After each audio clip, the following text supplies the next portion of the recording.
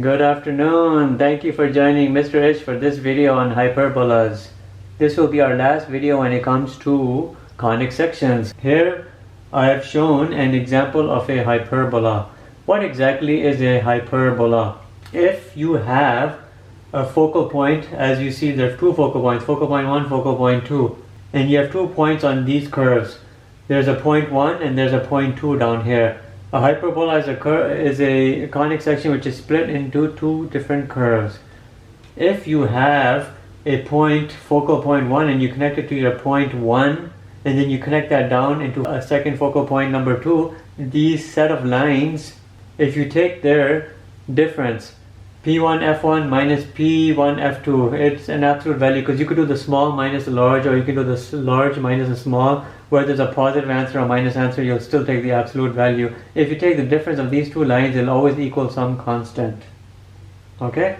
Now look over here at this point number 2. If you connect this point number 2 to this first focal point, then you shoot it across to this other focal point number 2, and now you look at these 2 set of lines, the new set of lines I've just drawn, and you take their absolute value difference, that will equal some constant. The point I'm trying to make, for the first set of lines, their absolute value difference, and the second set of lines, their absolute value difference will be the same. That's what I've shown over here. The 2 distances with regards to their differences would be equal. Or another way to look at it is this. If you take this first point and you connect it to the 2 focal points, and you take the difference of these 2, the absolute value difference of these 2 lines, it will always equal to twice the major axis. What exactly is the major axis? You see this A1, A2? If you take this distance over here, from A1 to A2, which represents the major axis of this hyperbola, it will equal to the absolute value difference of these 2 lines. Likewise, these 2 new set of lines, if you took their absolute value difference, it would equal the 2A, which is the sum of the distance between A1 and A2.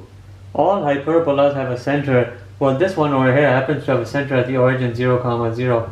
Hyperbolas also have vertex, vertices being the plural. You have 2 vertices here, A1 and A2. You would represent them with regards to this diagram, minus A1, 0 and A2, 0.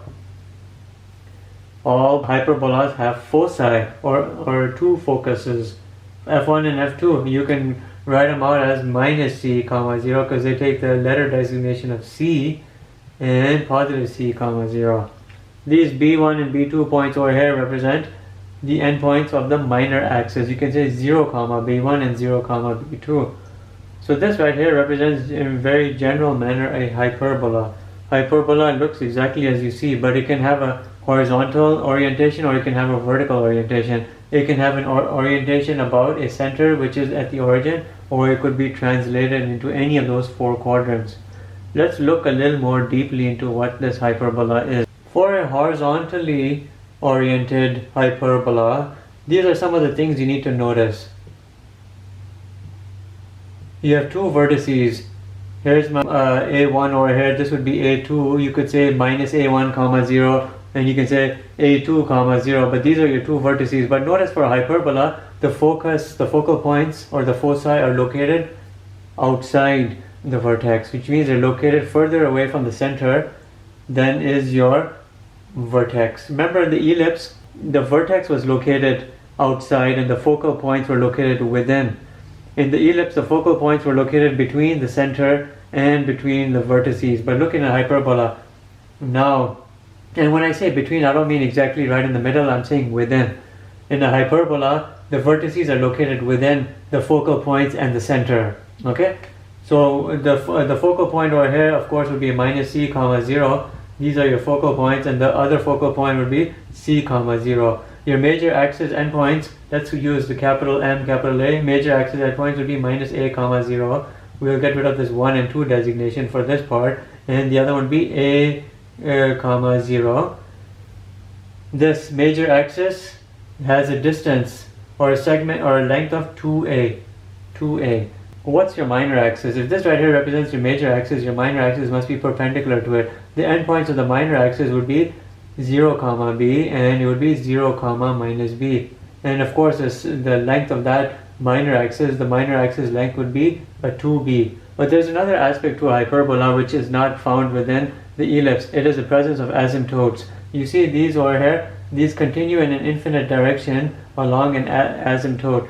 The asymptote would look something like this, and the hyperbola would continue along the asymptote.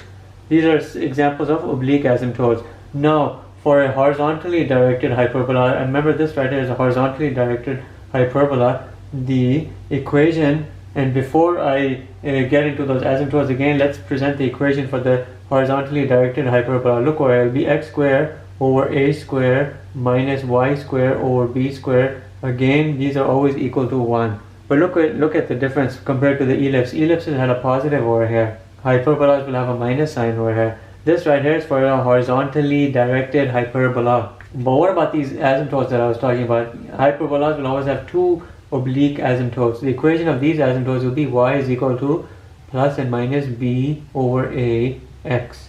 Why am I saying plus and minus? Because you have a positively directed hyperbola asymptote, and then you have a negatively directed hyperbola asymptote, or an oblique asymptote with a negative slope and a positive slope.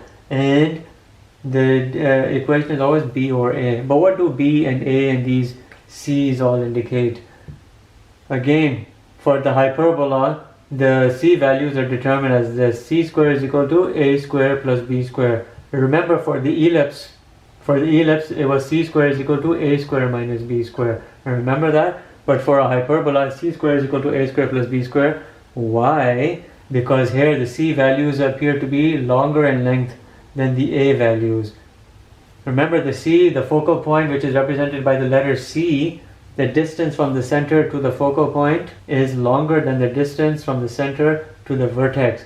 Therefore, c squared will be the longer value. C squared is equal to the sum of the squares of the individual a squared and b squares, and then the square root of that. And of course, diagrammatically here you're seeing the center over here is the origin, 0, 0. That's your horizontally directed hyperbola. Now what if there was translation going on over here? You know what that would turn out to be. You would have this type of equation. This equation right here would be modified into this: x minus h whole square minus y minus k whole square over a square over b square is equal to 1. So these are some of the key differences. For a horizontally directed ellipse, it was x square over a square plus y square over b square equals 1. But for a horizontally directed hyperbola, you have x minus h whole square over a square with translation, or just look right here at the standard basic equation. But there's always a minus sign over here, and it's always equal to 1. Let's look at the similar equation form, but for a vertically directed hyperbola. Now look over here. We'll be talking about the vertically directed hyperbola. It's going to be very similar in terms of the concepts to a horizontal, except there can be slight changes. Everything is going to be now vertically directed. You will have the focal points over here. You can say 0, c, and you can say 0, minus c. These are your focal points, and they are located further away from the center, which is again 0, 0, your origin, than are the vertices. The vertices are within. See, the vertices are within the focal point and the center. And the vertices over here, you know what they are: 0, a, and here's my other portion of this curve, and this is 0, minus a. And your minor axis endpoints are going to be here. Here's your major axis right over here. Your minor axis is always perpendicular. These are going to be minus b, 0. Your endpoints of the minor axis, and this right here is b, 0. And over here, of course, there's going to be another set of asymptotes, the oblique asymptotes. Look at it over here. Always going through the center. Here, the center is the origin. Remember, the asymptotes for a hyperbola will always go through the center. And of course, these curves are not drawn accurately. The curves must extend along the asymptote without ever touching it, but ever getting close to it.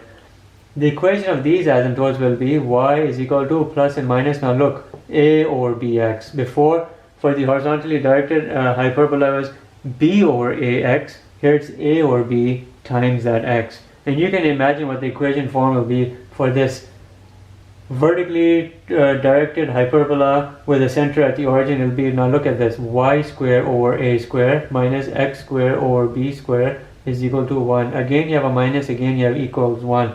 But look at how this equation differed from the one I showed you previously. The horizontally directed hyperbola was this: x square over a square minus y square over b square. is equal to 1. This was your horizontally directed hyperbola. This is your vertically directed hyperbola. But look at the difference. The difference is only between the x square and the y square, but you must always have the a square as the first term, followed by the negative b square term. In both of these hyperbolas, the a square must be located first in the positive form. See the positive form.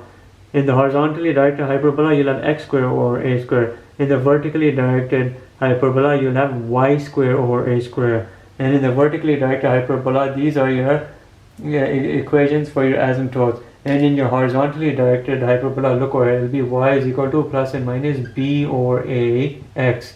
But in all of these, c square is always equal to a square plus b square, because the distance of the focal point from the center of that hyperbola is always larger than the distance from the center to any of the vertices or any of the minor endpoints of that minor axis endpoint. You can imagine when we're looking at this equation over here for the vertically directed hyperbola, if there's translation, what happens? We get an equation which looks like this: y minus k whole square minus x minus h whole square.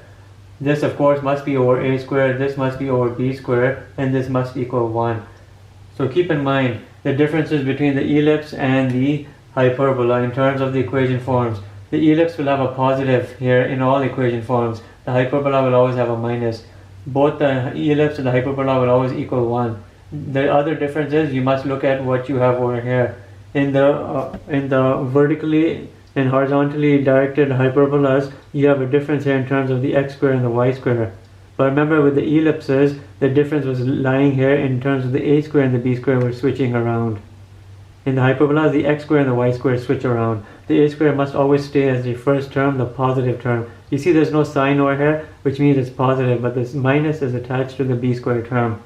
So keep these differences in mind, especially for hyperbolas and the ellipses. It can get confusing, but you don't really have to memorize all of this. You have all of these formulas presented to you in your book.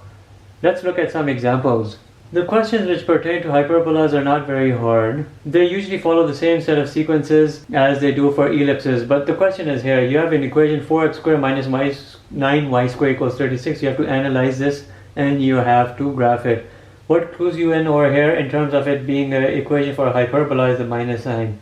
Otherwise, if it was a positive sign, it would look like the equation for a ellipse. The first thing you want to do always is try to make this equal into some sort of representation where it equals a 1.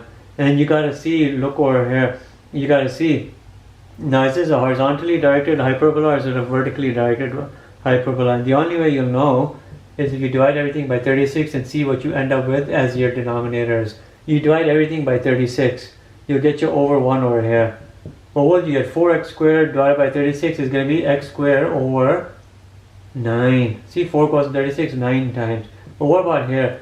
9y squared over 36, 9 goes to 36 4 times, so you get y squared over 4. But you want to convert these into their squares. Is equal to 3 squared minus y squared over 2 squared is equal to 1. Now you tell me what representation this is. It seems like for hyperbola, the first term must always be that a squared, right? So what you got over here is basically x squared over a squared minus y squared over b squared equals 1, a horizontally directed hyperbola, horizontal, along its major axis.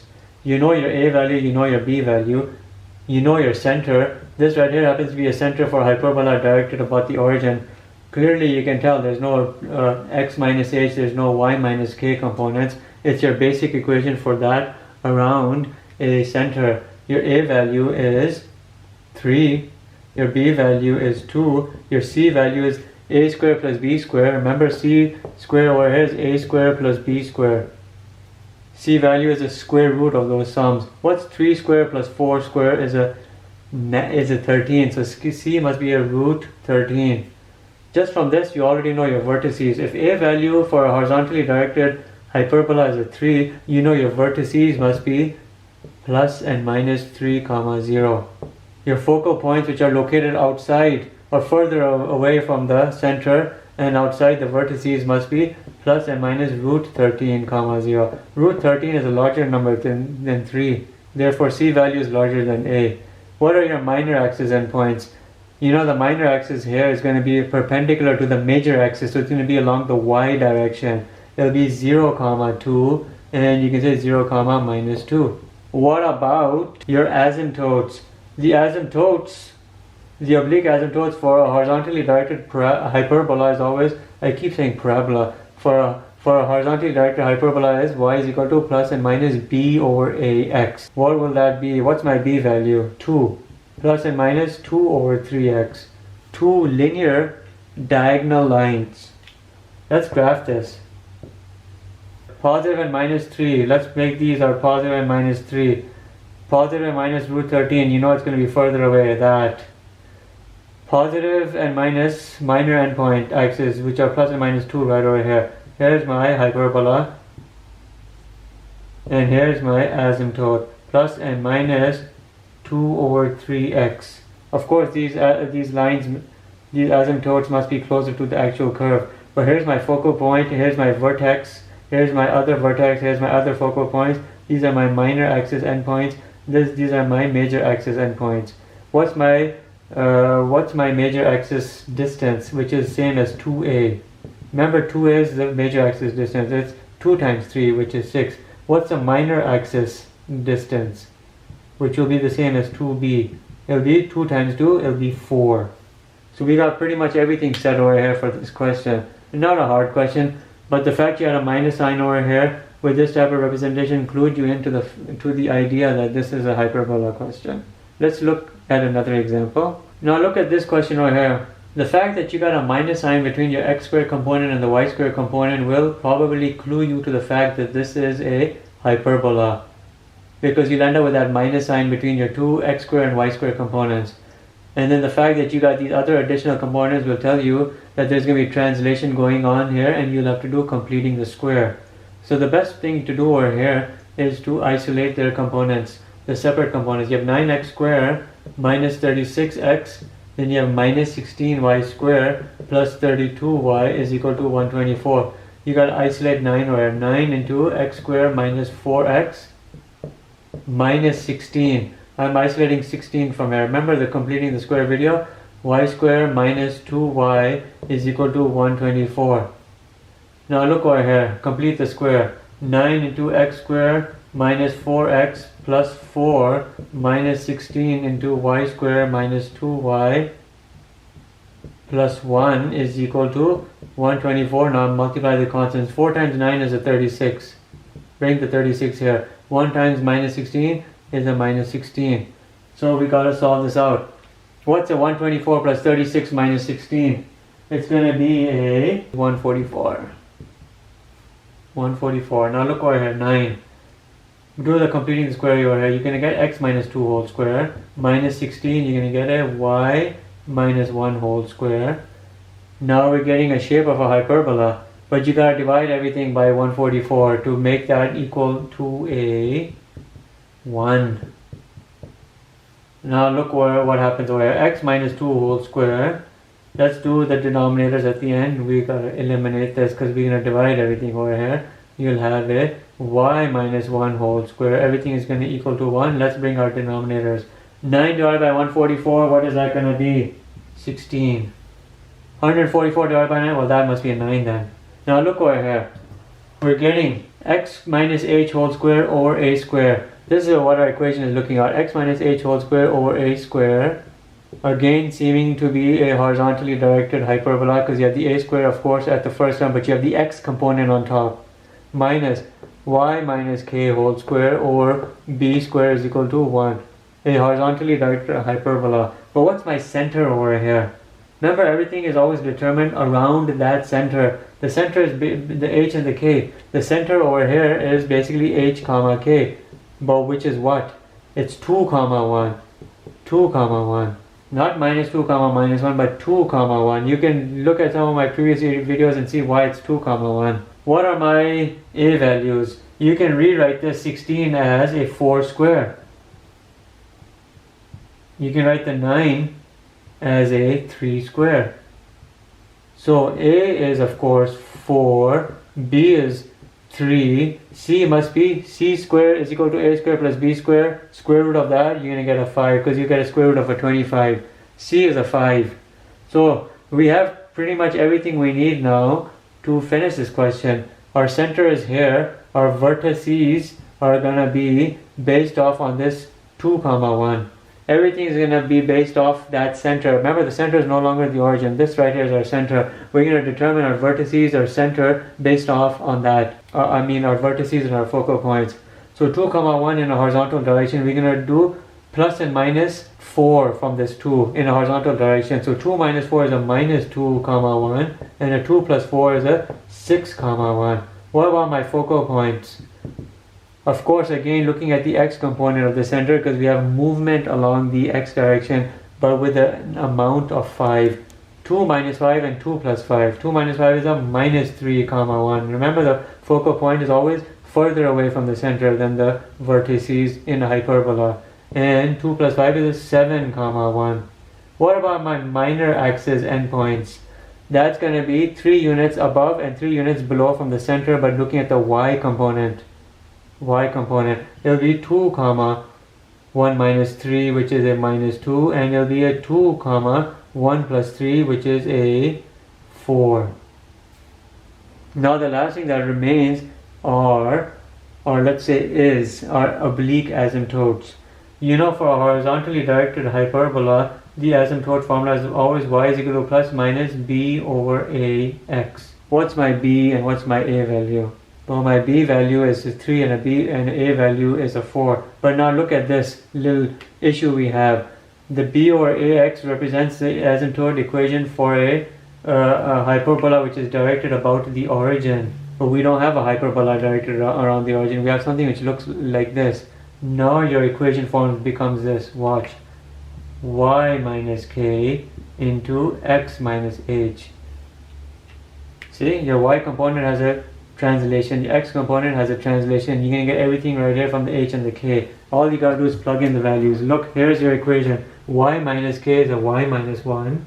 Y minus 1 is equal to plus and minus b over a 3 over 4 times x minus h, which is x minus 2. You could open this up and present a proper y equals mx plus b answer. You could, but I won't open it up. But this right here was the fundamental difference with this question.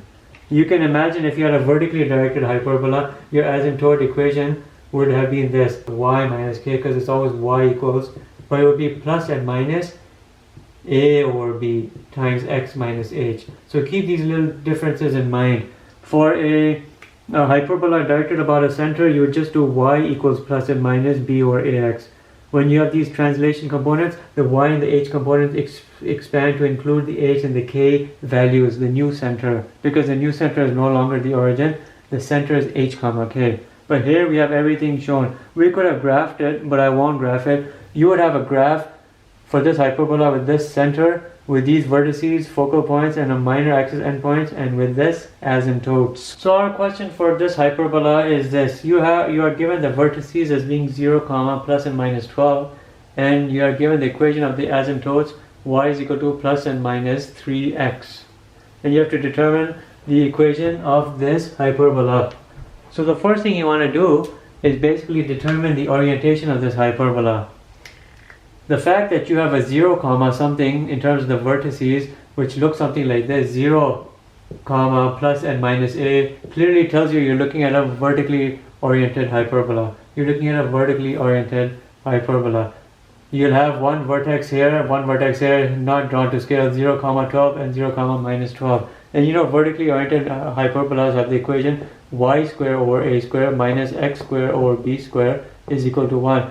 It's always over a square. It's whether it's going to be x square or y square. In a horizontal hyperbola, you'll have x square, or in a vertical hyperbola, you'll have a y square. But there'll always be a minus and there'll always be an equal to 1. The v values are always a, so you already know a is equal to 12. It makes sense to go for this b value. And you can determine the b value from this asymptote over here. 3x is the same thing as saying 3 over 1x. And we know in a vertically oriented hyperbola, the equation for asymptote is always y is equal to plus and minus a over bx. A representing the numerator, b representing the denominator. A representing 3, b representing 1. But we have to use a ratio because here we know a is a 12. But look what I'm doing over here. a over b x is equal to 3x over 1. Cancel out these x's because they're kind of meaningless for this proportion, but look what we have. A is equal to 3b. B is equal to a over 3. So whatever a is, b is a third of that. If a was a 12, b must be equal to a 4. 12 divided by 3 gives you that 4. So now you've gotten your b value. And you know what c is always. C squared is equal to a squared plus b squared. But what's a over here?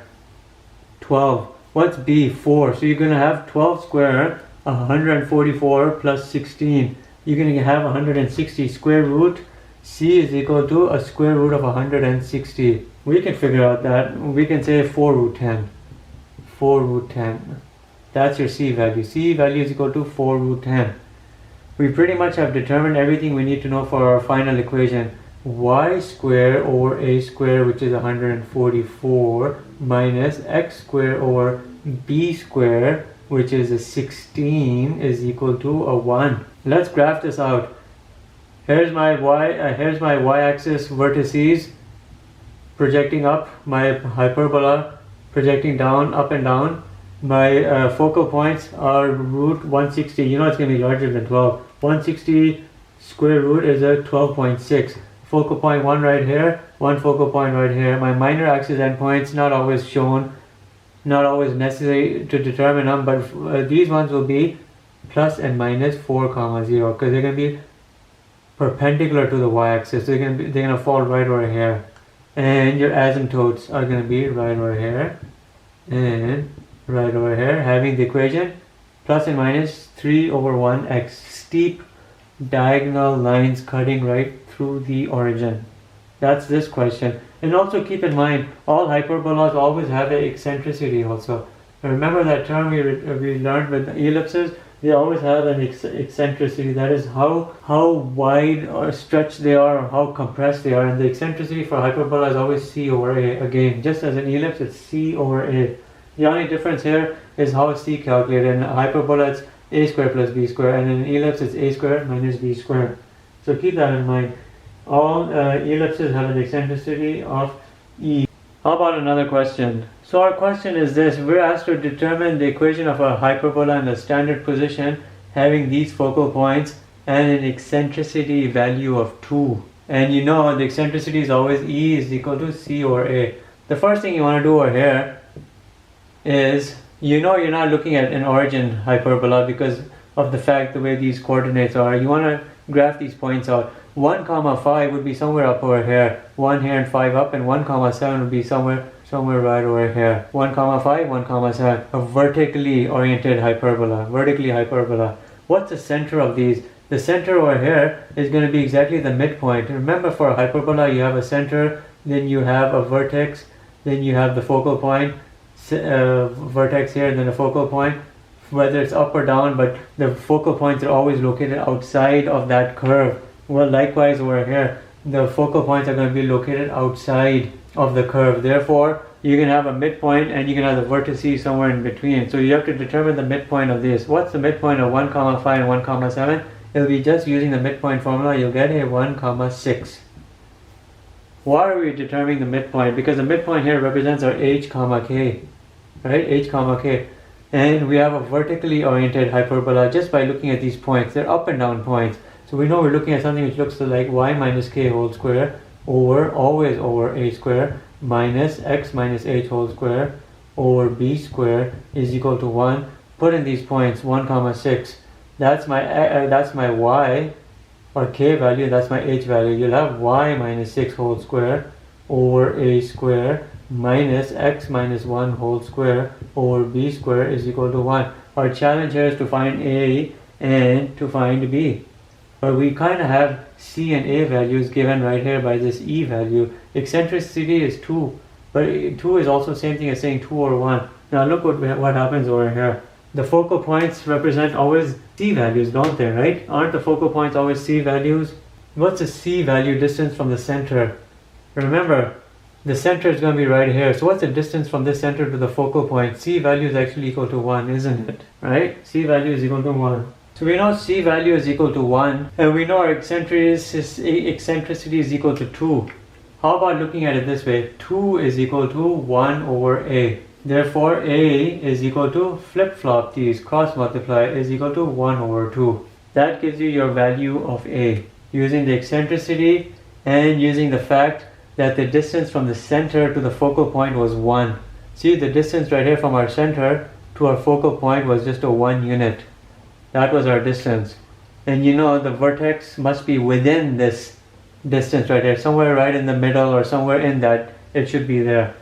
Our vertex over here, you can tell with the value of 1 over 2 would be 1 over 2 above and below the distance from this center. It would be, our vertices would be 1 comma 6 plus and minus 1 over 2. 6 plus and minus 1 over 2 because we're going in a y direction.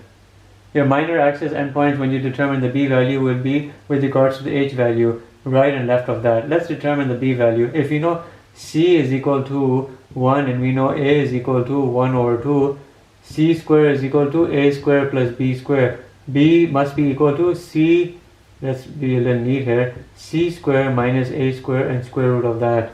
What's 1 minus square of 1 over 2 and square root? Let's do that. 1 minus 1 divided by 4, and you get a 3 over 4, and we're doing a square root of 3 over 4, which is going to give you a root 3 over 2. That's your b value. B value is equal to root 3 over 2. Okay? So our those endpoints, minor axis endpoints, will of course be with regards to this 1. It'll be 1 plus and minus root 3 over 2, comma 6. But again, we're focusing here on the establishment of this equation. We're not really focusing on these other components, but we got our a value and we got our b value. Just plug them in and square them out for the proper answer. Our answer will be y minus 6 whole square over a square, which is 1 over 4. 1 over 2 square is 1 over 4 minus x minus 1 whole square over b square, root 3 over 2 square, which will be 3 over 4 is equal to 1. Here's our equation. I didn't bother graphing it, but you could see the graph would be something like this, and of course my graph is so skewed it doesn't even look like a hyperbola. You would have asymptotes over here. But let's take the time over here and write the equation for asymptotes over here. You know our equation over here is going to be y is equal to plus and minus. It's a vertically directed hyperbola. It'll be a over bx. But it's not a simple origin hyperbola. If there's a translation, it'll be y minus k. Y minus k is equal to plus and minus a over b into x minus h. All you gotta do is plug in these values. What's my k value? It'll be y minus 6 is equal to plus and minus a over b, 1 over 2 over root 3 over 2.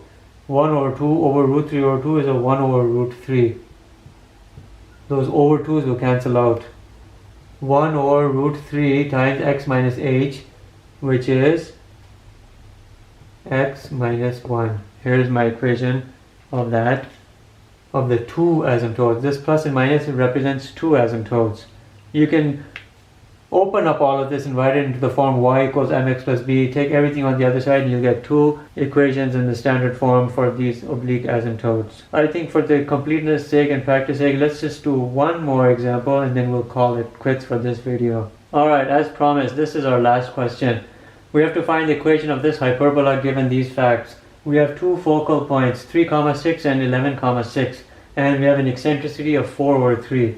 Remember, as always with the hyperbola, if you have a center, you'll have a certain distance either up or down. You'll have a vertex. If this is center, you'll have a vertex, then you'll have the focal point. Remember, for an ellipse, it's always a center followed either up or down. You'll have the focal point, then you'll have the vertex. See, this right here is for hyperbola, this right here is for the ellipse. So see the difference. Alright, you see that, right? The focal point is always located further away from the center in the hyperbola. In an ellipse, the focal point is located within and closer to the center. And in the hyperbola, it is always this case, c square is equal to a square plus b square. In the ellipse, it's always a case, c square is equal to a square minus b square. These are the various differences because here in the ellipse, the focal point is closer to the center. In a hyperbola, the focal point is further away from the center.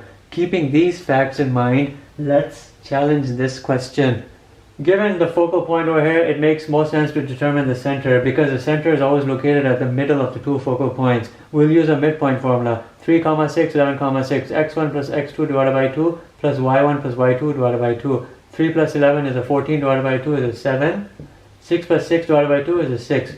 I have a 7, 6. That alone tells you we're not at the origin. We have h, k values here to deal with, meaning we have translation. Is this a horizontal movement or a vertical movement? Do a rough graph. 3, 6 would be not drawn to scale here, and 11, 6 drawn over here. Again, nothing drawn to scale. The midpoint is right here. We're looking at a horizontally directed hyperbola, the equation of which would be x minus h whole square over a square, always a square in the first component, minus y minus k whole square over b square, always equaling a 1. We have c values. What's our c value? The c value is the distance from the center to the focal point. That's my c value. What's my center? 7, 6. What my any of these focal points? 3, 6. We have a movement here along the x-axis. So look at only the x value. 7 minus 3 or 11 minus 7. It's still 4. Our c value is a 4. Because that's the distance from the center to the focal point. It's 4 units. 11 minus 7 using the x values only, or 7 minus 3 using the x values. 4. Now it makes most sense to look for the a value given the eccentricity. Eccentricity is always equal to c over a. But you write this out in a proportion form. If c over a is equal to 4 over 3, right, and we know we have c is equal to 4, you can cross multiply everything. You know 3c is equal to 4a. But we're given a clear value of c, so we should determine a with regards and with relation to c. If 3c is equal to 4a, c is equal to 4a divided by 3, or you can say a is equal to 3c over 4, which is more useful. 3c over 4 is more useful because you have the value of c. Remember again, in proportion form, c over a is equal to 4 over 3 because you're given that. Eccentricity is equal to 4 over 3, cross multiply. 3c equals 4a. You have to determine a and you know c. If 3c equals 4a, a must equal 3c divided by 4. You're just taking everything on the other side. 3 times c value, which is 4, divided by 4, it gives me an a value of 3. And therefore b must be what? C square is equal to a square plus b square. C square minus a square square root is equal to b. See? C square minus a square is equal to b, the square root of these two. And let's do that. 16 minus 9, I get a square root of 7. Root of a 7. And we have everything we need to finish this question. We have a center, we have a value, we have b value, we have an equation form. Plug them in. X minus 7 whole square, these are my h and k values right here, over a square, which is a 9, 3 square 9, minus y minus k, 6 whole square, over b square, root 7 square, which is a 7, is equal to a 1. My equation for this horizontally directed hyperbola. Focal points, center. Of course there's going to be asymptotes involved over here. Question did not ask for asymptotes, but why not we just go ahead and finish the asymptotes too and display them out. The formula for a horizontally directed hyperbola asymptotes are always y is equal to plus and minus b over ax. Remember, for vertical hyperbola it would be a over b, but here it's b over a. But we have translation, so we must say y minus k is equal to plus and minus b over a into x minus h. We have b, we have a values, we have h, and we have k values. So let's come down here and write our asymptotes. Y minus k, which is 6, is equal to plus and minus b over a. What's my b? Root 7. What's my a? 3 times x minus h minus 7. Of course you can take this 6 on the other side and write y equals mx plus b and open everything up, and you can do that, but I won't. But here are my asymptotes. Y minus 6 in the parentheses is equal to plus and minus root of 7 divided by 3 times x minus 7. Equation of your oblique asymptotes. And the oblique asymptotes will always go right here to this center. Your minor axis endpoints would have been with regards to this 6. Remember, movement along the vertical direction. Your minor axis endpoints would be 7 comma 6 plus and minus root 7. 7 comma 6 plus and minus root 7, which should come somewhere over here, and 1 over here. Your minor axis endpoints. Your focal points will be, of course, outside and further away from the center than your vertices are. Your one vertex is right here, your other vertex is right over here. Okay? I haven't clearly shown you what the vertex is, but the vertex will be here with regards to your h value, your x value. How many distance away? 3 units away. Let's do our vertices. Our vertex would be 7 plus and minus 3 comma 6. 7 plus and minus 3 comma 6. What is that? 7 minus 3 is a 4 comma 6, and 7 plus 3 is a 10 comma 6. Those are my vertices, and you know these are your focal points. Further away, and these are within. You see 3 comma 6 and 4 comma 6, 11 comma 6 and 10 comma 6. Those are everything you need for this equation. Laid out, hopefully not too messy, but everything is laid out. My equation form, my final equation. My asymptote form, my final asymptote form. My A, B and C values, my vertices over here. Let's write it out so when you still this image you can see vertices here, minor axis endpoints, and the focal point values. I hope you enjoyed this video. I enjoyed this material especially. I know it's not easy, it can be a little overwhelming, but there's a structure to all of these conic equations. You just have to follow that structure. Well, please like, subscribe and share. Thank you and have a nice day. Bye.